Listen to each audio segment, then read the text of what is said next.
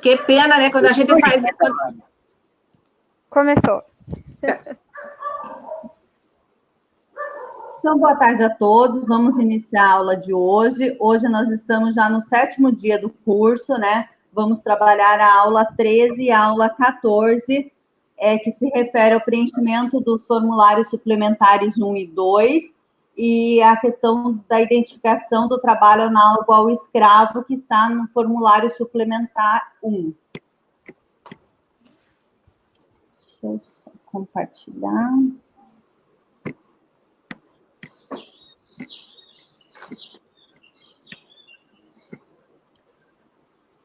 Então, eu não sei se vocês têm à mão esse formulário, ele não vem junto com o formulário principal, o caderno verde, eles são folhas separadas, como a Marlene abordou na aula passada, o formulário avulso 1 e 2, hoje as aulas vão abordar os formulários suplementares 1 e 2. Então, o avulso, ele não é um formulário obrigatório, né? É só se necessário. E o formulário suplementar 1 e 2, o 1 é um formulário obrigatório a ser preenchido. Quando não tem alguma opção que a família se enquadre ali, tem o nenhum.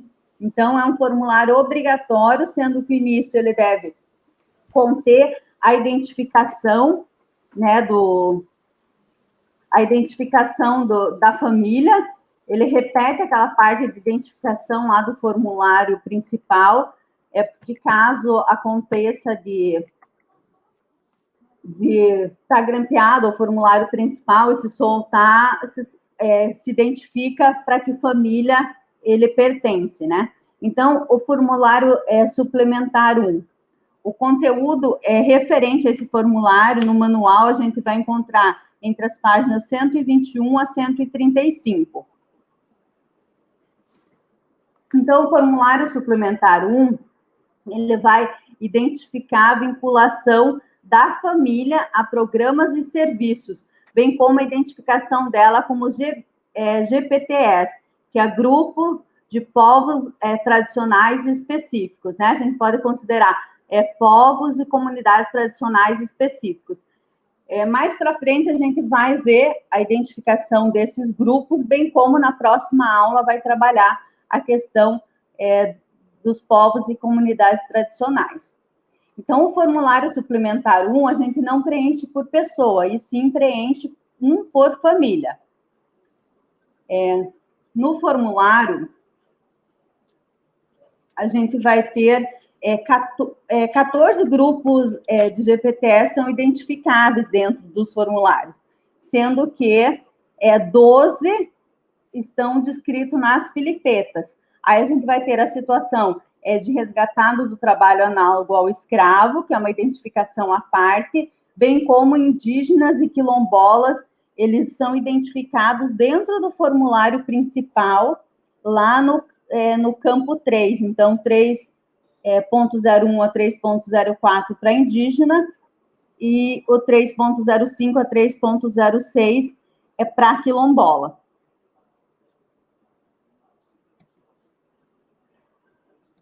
Dentro desse manual, dentro desse formulário avulso, a gente vai ter algumas identificações. Então, a partir do 2.01, são os programas vinculados à segurança alimentar.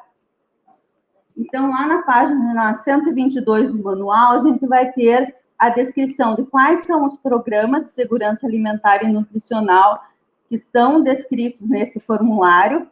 Vai ter uma breve descrição de cada programa e ação, lembrando que o formulário ele não é atualizado, tendo em vista que para atualização do formulário é necessário atualizar o sistema.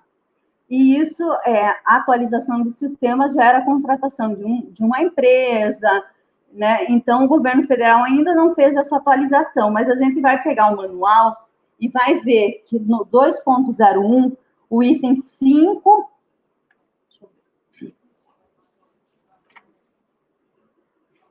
o item 5, que se refere à distribuição de cestas de alimentos a grupos específicos, tem observação descontinuado, não preencher. Então, é um programa ou uma ação que foi descontinuada. Além desses, tem o item 11, 12 e 13, que tem a identificação de descontinuado para não preencher. Então, quando a gente vai fazer a entrevista para a família, esses campos a gente já não precisa mais perguntar, a gente pode pular, porque já existe essa informação que esses programas estão descontinuados. O 2.02 vai ser a pergunta se alguém da família foi resgatado do trabalho análogo ao escravo. Nós já tivemos algumas dúvidas em relação a isso, e na aula 14, daí a gente vai abordar um pouquinho mais sobre o trabalho análogo ao escravo.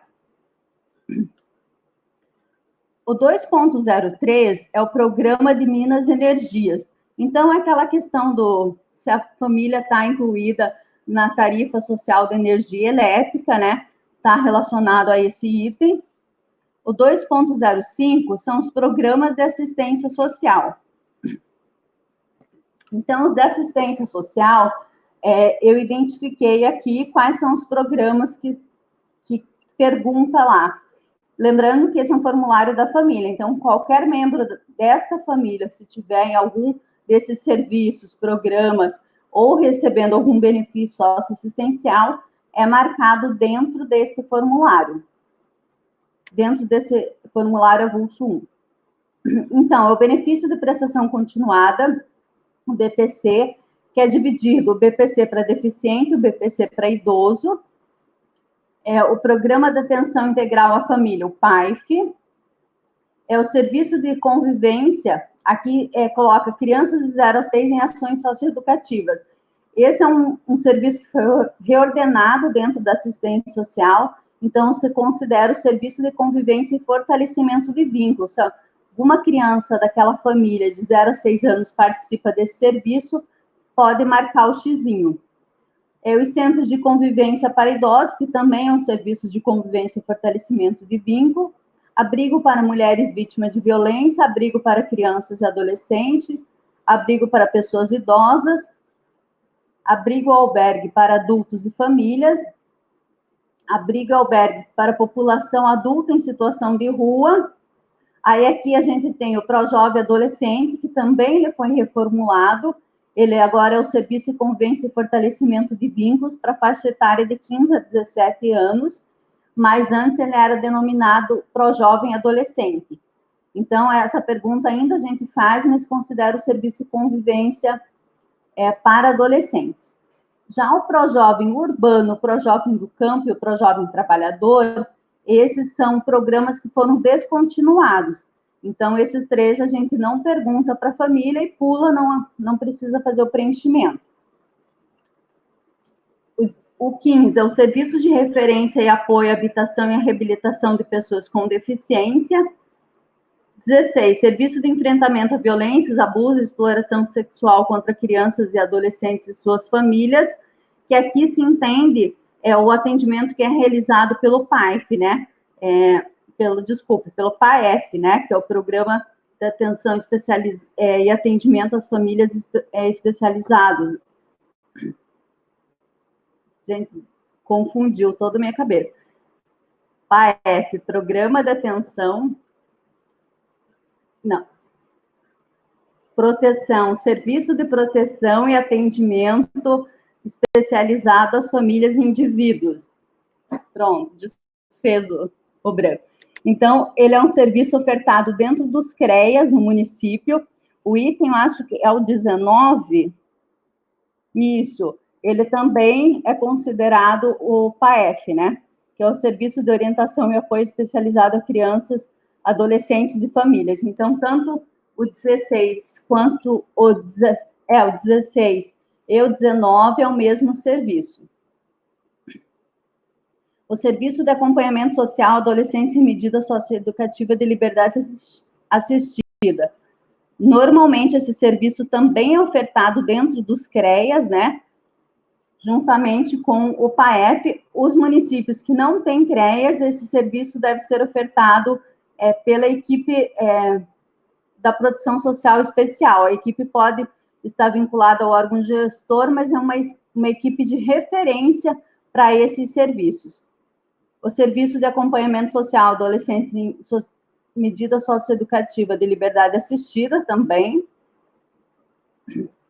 O Serviço de Acompanhamento Social Adolescente em Medida Socioeducativa de Prestação de Serviço à Comunidade, sendo que o adolescente, ele pode estar nas duas medidas, ou de repente cumpre uma e depois cumpre a outra. O serviço de centro-dia, que é o atendimento à pessoa idosa com deficiência, também é um serviço que está classificado dentro da proteção social especial. O serviço de atendimento do domicílio de pessoas idosas e pessoas com deficiência. Esse, ele tanto pode estar dentro da proteção social especial, como dentro da proteção social básica. A gente tem os projetos de inclusão produtiva, e aqui o Programa de Erradicação do Trabalho Infantil, o PET, agora ele traz algumas ações, né, visando a erradicação do trabalho infantil, mas ele não tem mais aquele programa que faz o atendimento direto para a criança e para o adolescente. A criança e o adolescente em situação de trabalho infantil é público prioritário para o serviço de convivência e fortalecimento de vínculo. Então, se pergunta se a família está incluída em algum desses serviços. A família não está incluída em nenhum desses serviços, tem opção nenhum.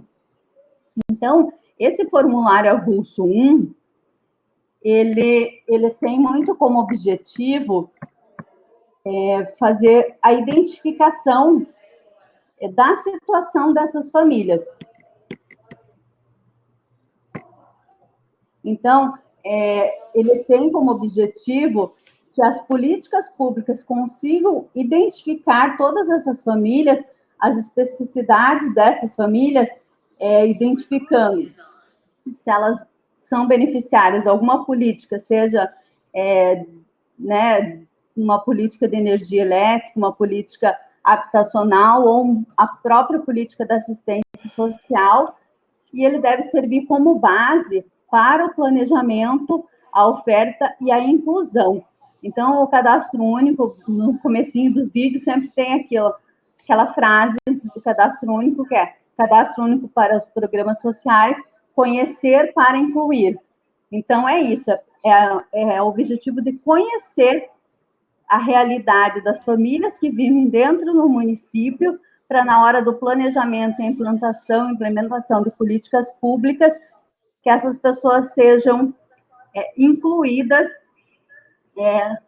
dentro das políticas, tenham acesso aos serviços, seja pensada políticas específicas para esse grupo. Então, esse formulário avulso, ele é obrigatório e ele é um formulário muito importante, porque é onde vai identificar se essas famílias estão tendo acesso a essas políticas descritas, bem como as situações dela, como povos e comunidades tradicionais, ou como grupos específicos. Aqui, eu vou voltar a compartilhar, nós temos o grupo específico, que tem a identificação no cadastro único. Então, povos e comunidades tradicionais, quais são possíveis identificar nesse formulário avulso do cadastro único? As famílias ciganas, extrativistas, pescadores artesanais, comunidades de terreiro, ribeirinhas e agricultores familiares. Então, esses são os povos e comunidades tradicionais que são identificáveis nesse formulário. Lembrando que no formulário principal a gente pode identificar uma família indígena ou quilombola, e essa família indígena ou quilombola identificada lá, ela não pode ser indígena e quilombola, mas ela pode ser indígena e extrativista, ou quilombola e de agricultores familiares, ou indígena e pescador, né? Quilombola e pertencente à comunidade de terreiro. Lembrando que todas essas marcações, elas são autodeclaratórias no cadastro único. Então, as pessoas não precisam comprovar isso, elas precisam se reconhecer como famílias ciganas, extrativistas, elas precisam se reconhecer nessa situação. A aula de amanhã vai abordar cada uma das comunidades tradicionais, tentando esclarecer um pouquinho sobre esse universo, bem como o manual também traz isso. E lá no final do manual, na página 158, 159, acho que a última folhinha, tem disponível a filipeta, que traz a descrição, assim, mínima, né? Uma descrição mínima sobre essas famílias. Então, é sempre importante ter o manual na mão, se necessário, ler para a família, explicar, para ver se ela se reconhece em alguma dessas situações.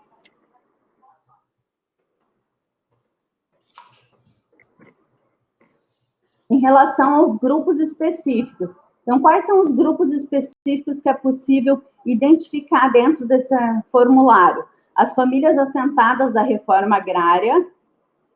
Essas famílias, elas moram dentro desse território, né? Então, é o mesmo endereço. Para as famílias beneficiárias do Programa Nacional de Crédito Fundiário, são famílias que receberam esse benefício, mas nem sempre elas moram dentro da área rural que elas produzem.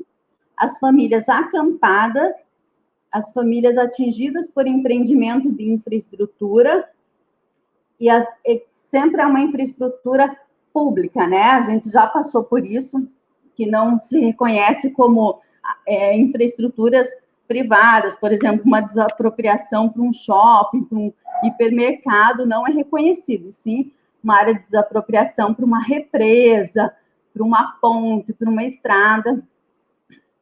Então, são as famílias reconhecidas como famílias atingidas por empreendimentos de infraestrutura. Famílias que têm algum membro que se encontra no sistema carcerário. Nesse item, a gente nunca vai marcar famílias que têm adolescentes cumprindo medida socioeducativa no sistema restritivo de liberdade. Então, meu filho tem 16 anos, e muitas vezes a família usa esse termo mesmo, está preso no Sense. A gente não vai sinalizar essa família como família com um membro preso no sistema carcerário. Somente as pessoas acima de 18 anos que estão incluídas no sistema carcerário. E também as famílias catadoras de material reciclado. Nesse item, que é o 2.05, não é permitido mais de uma marcação. Então, a pessoa pode se identificar lá no formulário principal como quilombola, e daí ela pode ser extrativista e pertencente de comunidade de terreiro, só que aqui ela vai ter que escolher como que ela quer que a marcação dela apareça dentro do formulário. Se ela quer que a marcação dela apareça como pertencente à comunidade de terreiro ou como extrativista. É possível apenas uma das opções.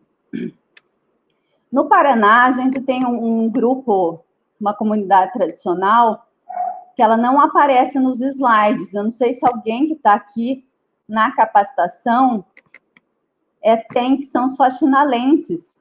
Então, é uma comunidade tradicional específica aqui do Paraná, né? Que são grupos que moram dentro dos faxinais, tem toda uma regra de agricultura, de agropecuária, mas coletiva, né? De produções coletivas. Esse grupo não foi incluído, bem como quando existem outras comunidades tradicionais que não estão incluídas no cadastro único, é possível mandar um e-mail para o governo federal identificando. Lá já existe um grupo de trabalho que tem várias dessas comunidades tradicionais identificadas no país, mas eles não fizeram uma alteração ainda no sistema. Então, daí não é possível marcar essa família como uma família, né, de faxinalenses, porque não tem essa opção dentro do sistema do cadastro único. É possível daí colocar isso lá naquele primeiro campo, lá, 1023, que é as observações. Então, é possível observar isso no formulário dela, mas não fazer essa marcação. Maga? Pode falar, Ana. A gente tem dúvida no chat. Quer responder agora ou depois? Quer lendo? Tá. Ó, a Gisela perguntou, basta apenas se reconhecer como, né, comunidade tradicional e habitar na região ou com o grupo, não há necessidade? Então, Depende. Das comunidades tradicionais, não é necessário, a não ser quem é sentado de programa Famílias Assentadas da Reforma Agrária. A família assentada da Reforma Agrária, ela necessariamente precisa residir no assentamento, bem como a família quilombola, ela reside dentro daquele quilombo ali. Então, essas são as famílias que se identificam de acordo com o território. Então, ela é uma família pertencente assentadas da Reforma Agrária se ela mora dentro desse território.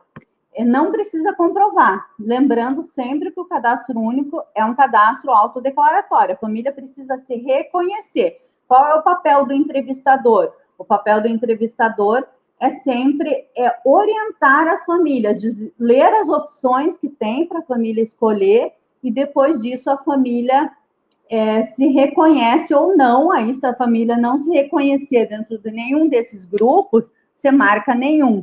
Só que é sempre importante apresentar isso para as famílias, porque existem vários programas também, programas e políticas voltados para o atendimento dessas famílias. Um exemplo que a gente pode citar é a questão do público prioritário para incluir no Bolsa Família. Então, as famílias identificadas como indígena, quilombola, com membros resgatados do trabalho análogo ao escravo, e também as famílias catadoras de materiais recicláveis, elas têm prioridade para inclusão no programa Bolsa Família, né? Dentro da fila de espera do programa, existe uma prioridade. Por isso é necessário sempre identificar esses campos e também para que o município possa olhar para essas famílias, identificar. Muitas vezes a gente fala que essas famílias são invisíveis à sociedade. É um público que muitas vezes está invisível à sociedade e às políticas públicas. Então, nós, no universo do Estado, a Ana, né, pode reforçar isso, a Ana e a Sueli, constantemente a gente responde com base no cadastro único, o diagnóstico, por exemplo, das pessoas em situação de rua. Então, o CIAMP, né, sempre acaba nos pautando, pedindo informações atualizadas, quantas pessoas têm em situação de rua, quais são as informações que são coletadas, quantas dessas pessoas recebem algum benefício. Então, é importante sempre esclarecer as famílias que existe essa possibilidade de identificação, esclarecendo quando a família não tiver entendimento de qual ela pode se, né, digamos, se classificar, em qual marcação ela se identifica, mas nada é obrigatório, não precisa ter um documento que comprove. Então, se a pessoa falar, eu tenho, meu esposo está no sistema carcerário, eu não preciso apresentar, né, um documento. Na aula seguinte, a gente vai falar um pouquinho sobre a identificação da pessoa análoga à situação, a escravo, né, o trabalhador em situação análoga de escravo, porque daí a gente não precisa apresentar uma documentação, mas a gente tem que fazer a pergunta da forma que a família entenda como que essa situação foi identificada, porque é só identificação por órgãos governamentais. Então, tem que estar nessa identificação. Maga. Mais alguma coisa, Ana? Sim, a Gisela perguntou, e se eu me reconhecesse como indígena por identificação de cultura e tradição, poderia? Sim, o indígena, ele não precisa morar na terra indígena. Obrigatoriamente, o que ele tem que identificar qual é a etnia dele. Então, ele identifica a que povo ele pertence. O nome do povo é obrigatório, mas a moradia não é obrigatória dentro da terra indígena. Ele pode morar dentro da cidade e sim se reconhecer como família indígena. Mais alguma? Não, por enquanto nenhuma, Maga.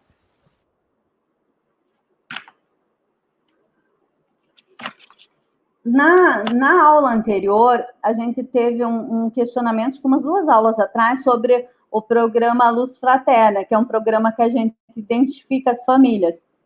E daí eu acabei indo atrás da informação, qual que era a diferença, acho que foi essa pergunta que estava no chat, né? Qual que era a diferença entre o Programa Social de Energia Elétrica e o Luz Fraterna.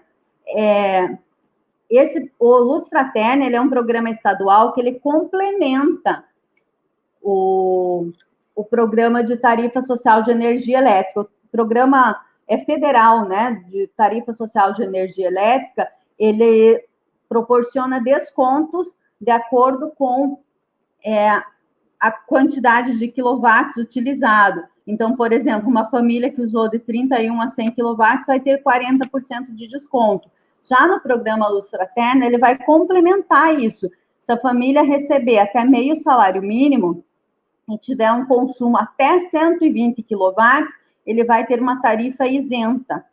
Então, lembrando que também as famílias indígenas, quilombolas e BPC, para o Programa Social de Tarifa de Energia Elétrica, elas se receberem até meio salário mínimo per capita, né, tiver identificado no cadastro único, elas também têm isenção. Então, são vários programas que utilizam o cadastro único, e quando a gente vai fazendo essas perguntas para a família, é importante também sempre esclarecer a família que ela realizar o cadastro único não significa que ela vai ter uma inclusão automática dentro de algum programa social. Então, fazer o cadastro único não significa que no próximo mês eu vou entrar no Bolsa Família, ou eu vou ter o desconto da tarifa, porque cada programa daí tem os seus critérios. Usa o cadastro único como uma forma de seleção das famílias, porém tem os critérios próprios para inclusão. Na aula do bloco que a gente falou da pessoa com deficiência, nós até comentamos sobre o BPC. Então, o que nesse curso a proposta é padronizar e conhecer quais são os critérios para realizar o cadastro único. Então, uma família, o RF precisa apresentar o CPF, tirando as questões do cadastramento diferenciado, se a pessoa não tiver documento. Mas a regra somente o RF precisa apresentar ou o CPF ou o título de eleitor. Porém, alguns programas, como, por exemplo, o BPC, vai pedir outros documentos. Por exemplo, vai pedir o CPF de todos os membros da família. É importante a gente conhecer isso, no sentido que nós vamos facilitar a vida dessas famílias. Então, a família foi fazer uma inclusão no cadastro único e ela já fala que o objetivo dela de fazer o cadastro único é porque ela quer requerer o BPC. Então, se o entrevistador já tiver de antemão essa informação, para a senhora requerer o BPC, todos os membros da sua família precisam estar aqui com o CPF preenchido. Ou essa pessoa, quando vai procurar de um programa específico, que usa a base do cadastro único, ela talvez seja orientada para retornar e complementar o cadastro único. Mas isso não é uma regra do cadastro único. O cadastro único tem aquelas regras dele, específicas, normativas, que a gente trabalhou no curso, e não pode ser impedido de fazer o cadastro único se os outros membros da família não têm o CPF. O que a gente pode é conhecer um pouquinho de cada programa que tem no município, bem como os programas federais e estaduais, conhecer essas regras para que as famílias sejam orientadas para não precisar retornar, muitas vezes, ao posto, ao município, para complementar o cadastro único. Mais alguma pergunta sobre a temática, Ana? Não, sobre a temática não tem, Maga. Tem outras questões, mas não cabe a aula de hoje. Daí não sei como a gente prossegue, se pedimos para eles colocarem então, se quiser... no fórum. Sim, seria bom a gente colocar no fórum, até para a gente saber o que mais está gerando dúvida, bem como o governo federal verificar essas dúvidas, porque daí ele tem acesso a isso e pode complementar, de repente, uma aula, um slide, entendendo que essa temática tem mais dúvida. Acho que a gente pode dar continuidade, então, só pela questão do horário, e depois, se der tempo, a gente volta. Uhum. Tá, gente. Então, se vocês puderem guardar as perguntinhas de vocês para depois postar no fórum, vai ser bem importante. Se der tempo, a gente responde hoje, mas para não passar do horário. Então, outro objetivo da aula de hoje é identificar o preenchimento do formulário suplementar 2. Então, o formulário suplementar 1 vai identificar se a família ela está acessando algum programa, alguma política pública, bem como se ela é pertencente a uma comunidade tradicional, algum grupo específico. Já o formulário suplementar 2, ele não é obrigatório, porque ele é destinado às pessoas em situação de rua. Esse formulário, diferente do formulário suplementar 1, que é preenchido um por família, a gente vai preencher um por pessoa. Então, lembrando que a gente vai preencher todo o caderno verde, exceto o bloco que vai falar das características do domicílio, e o endereço dessa família em situação de rua pode ser o endereço do equipamento onde ela é atendida, né, um equipamento da política de assistência social que ela é atendida, mas daí dentro desse formulário suplementar 2, vai ser preenchido um para cada um. Agora há pouco a gente comentou que, eu acho que tirando povos indígenas, quilombolas, as pessoas em situação de rua, como não existe um outro instrumento que faz um mapeamento das condições dessas famílias, principalmente o Ministério Público, que acompanha as políticas, acaba sempre pedindo um relatório, um panorama do que tem no cadastro único. Então, a gente vai ver que existem várias perguntas lá dentro desse formulário, como, por exemplo, onde a pessoa costuma dormir, há quanto tempo vive na rua,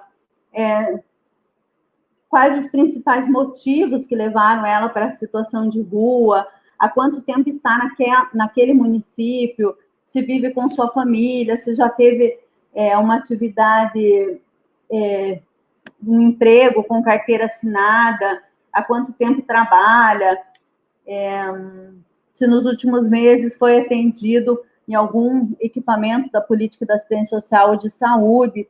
Então, são perguntas que vão, além de identificar essa população em situação de rua, conseguir identificar um pouquinho das informações de como essas pessoas vivem e quais as políticas, os programas que essas pessoas estão tendo acesso. Então, a gente sabe que esse também é considerado um cadastramento diferenciado, respeitando, né, como essas famílias, os locais onde elas estão. Então, muitas vezes, os municípios maiores, isso às vezes é realizado cadastro único dentro dos centros POPs, ou com as equipes de abordagem social, né, na própria rua. A gente não tem um número muito expressivo de pessoas, a gente sabe que existe um universo maior de pessoas em situação de rua do que está dentro do cadastro único. É um público que é difícil identificar, porque é necessário essa busca ativa, né, para conseguir incluir essas pessoas, porém, é um instrumento importante de identificação para a implementação de políticas públicas voltadas para essa população. Ao final de cada formulário suplementar, a gente vai sempre voltar lá no principal, bem como o próprio formulário ali, coletando a assinatura e lendo para a família, né, a questão das responsabilidades, sobre as dúvidas, sobre as informações prestadas.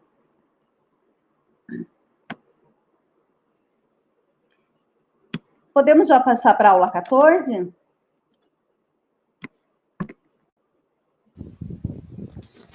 Até o momento não tem nenhuma dúvida, Maga, no chat sobre a temática, então acredito que sim.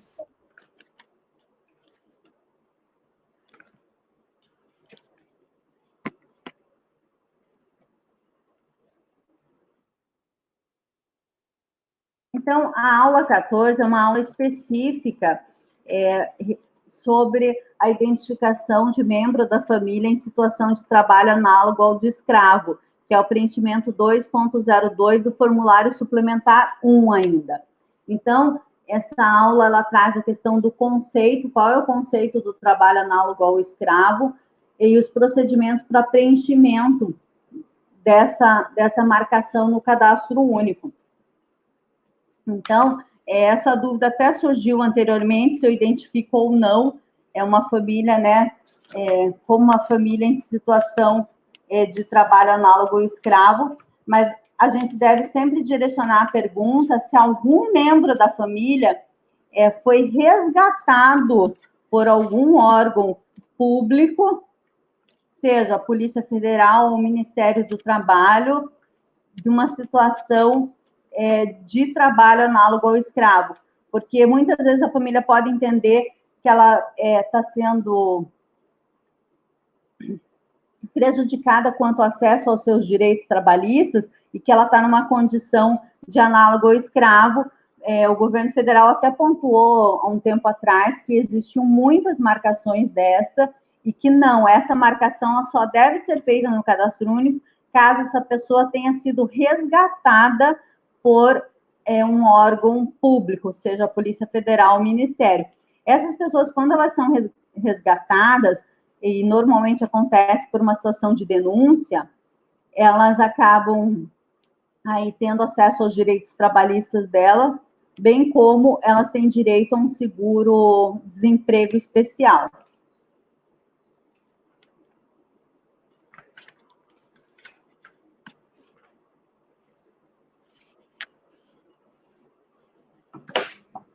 Então, são as pessoas que estão numa situação de um trabalho forçado, elas não conseguem sair de lá, porque sempre tem uma dívida, elas estão sob ameaça, elas têm uma situação habitacional, alimentar, que não é uma situação condizente com a dignidade humana. Então, quem assistiu o videozinho referente ao trabalho escravo, as situações que foram resgatadas, os próprios trabalhadores que deram exemplo, são situações onde as pessoas estão praticamente aprisionadas, elas não conseguem sair desse local devido a ameaças à vida, devido a dívidas que nunca são pagas, normalmente elas são lugares bem distantes, elas não têm acesso a nenhuma política habitacional, muitas vezes a questão até de água potável, alimentos, e são funções que são degradantes para essas pessoas. Então, eu acho que o vídeo ele é bem esclarecedor em relação a essa situação. Não sei se alguém tem alguma dúvida.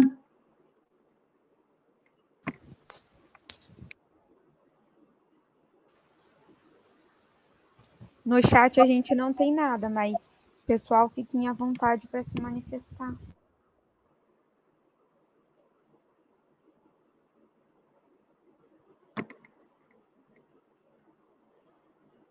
Então, como a gente não tem nenhuma dúvida, eu acho que as outras dúvidas se referiam a aulas anteriores, Ana?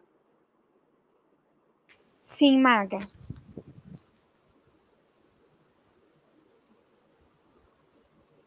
Você quer responder?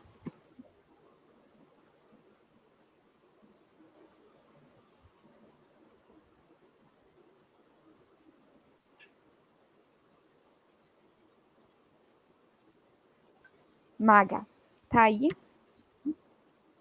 Oi? Tá aí? Você quer responder? Tem duas perguntas, daí eu acho que a gente, se você responder, daí a gente já fecha perguntas que não são do assunto, só porque esse pessoal já perguntou. Pode ser. Tá. Então, o FK de 2021-4101 aqui, ele não se identificou, então eu não sei quem é. Perguntou aqui. Cabe aqui uma pergunta sobre cancelamento de Bolsa Família por estar com renda superior? Ela era Bolsa Família e passou a receber o BPC, mora sozinha.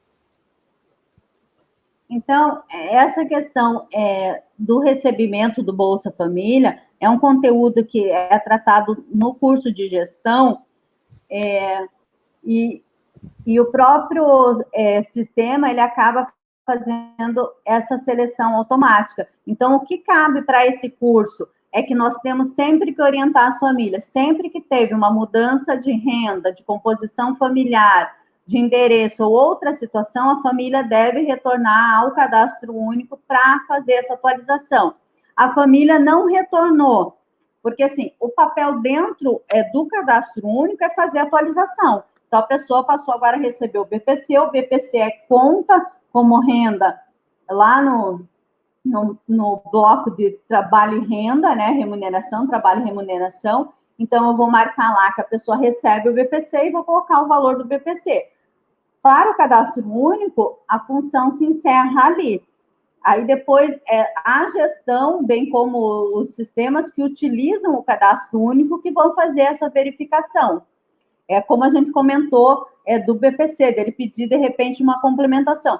Para o cadastro único, eu uso aquela regra. Então, é a regra do cadastro único. O cadastro único é sempre feito dentro da sua regra. Aí, para os programas sociais, os programas fazem a leitura na base do cadastro único. Então, o BPC também é feito a leitura da composição familiar para o cálculo, o próprio sistema ou o ente público que faz, né, a coordenação desse benefício socioassistencial ou de algum programa social, ele faz essa leitura. A gente sempre segue a risca do cadastro único. Alterou renda, vai lá e faz a atualização do cadastro único, pede para a família fazer e vai fazer a indicação lá da renda. Uhum. Aí a Breidida perguntou, tem uma dúvida, estou com um cadastro aqui, ele não é o responsável familiar, ele pode fazer a atualização e assinar como arrogo? Não, a atualização do cadastro único somente é realizada pelo responsável familiar. Nenhuma outra pessoa pode fazer a atualização do cadastro único não sendo o responsável familiar. Aí o curso de gestão vai abordar como é feito a troca do responsável familiar, se necessário. Então, daí é com a gestão e é um conteúdo que é tratado dentro do curso de gestão, a troca do responsável familiar. Mas somente o responsável familiar é que pode fazer a atualização cadastral e o arrogo, quem coloca é o entrevistador, no caso, quando o RF não sabe assinar, o RF vai colocar lá, o entrevistador vai colocar arrogo e o nome do RF. Então, é o entrevistador, que é um servidor público, com fé pública, que vai colocar, que coletou essas informações, e ele vai colocar a expressão arrogo e o nome desse responsável familiar, sendo que lá na marcação que tem sobre escolaridade, lá também tem que coincidir, não pode lá dizer que a pessoa não é analfabeta e no final do formulário está a expressão arrogo e o nome dela. Então, tem que tomar cuidado com essas informações. Então, o entrevistador sempre tem que coletar a informação de uma forma que ela seja coerente. Então, lá na identificação da escolaridade do RF, vai estar marcado que ela não sabe ler e escrever. Bom, deixa eu ver. A princípio, eram essas duas questões, Maga, que não eram sobre a aula. Eu vi que umas pessoas comentaram aqui no chat, eu abri, que o vídeo sobre a questão do trabalho análogo escravo é muito chocante a realidade. E realmente a gente vê que existe ainda essas realidades. A gente não pode dizer que no Paraná não tem, muitas vezes é encontrado mais nas regiões, às vezes, norte, regiões que são mais distantes, mas também tem aqui e é necessário estar atento para isso. Então, acho que com isso a gente consegue encerrar essa aula de hoje, lembrando que se alguém tem mais alguma dúvida, ainda pode postar lá no fórum. É sempre importante as dúvidas aparecerem no fórum, porque elas vão dando norte do que é principal, trazer como ponto de atenção para esse curso. Lembrando também da necessidade de estar lendo o manual, assistindo os vídeos, fazendo as atividades obrigatórias, e essa semana é a nossa última semana do curso. Então, até quinta-feira nós temos aula, Amanhã vai ter uma aula que vai abordar especificamente cada grupo e comunidade tradicional. Existem materiais também disponíveis sobre isso. A gente tem um guia que está disponível lá no site do Ministério da Cidadania sobre o cadastramento diferenciado para a população indígena, quilombola e para os GPTS. Então, existe um material que complementa esse material do Manual do Entrevistador, que está disponível para vocês acessarem. Vai estar indicado também, acho que ali no material que não é obrigatório, é extra, né? É um material extra para leitura e aprofundamento dos conteúdos. Então, boa tarde a todos, obrigada pela presença, pela participação, e até amanhã. Ô, Maga, deixa eu só rapidinho. Gente, tem um pessoal que não está se identificando, está colocando o nome tipo FCAD ou CAD-PR, Fellow Jitzer, e daí a gente não consegue saber quem é para dar a presença na chamada. Então, sempre que possível, coloquem o nome de vocês assim que entram, tá? Obrigada. Então, quem não se identificou ainda puder colocar no chat antes da gente fechar a sala, e daí nós conseguimos identificar no nosso controle de participação.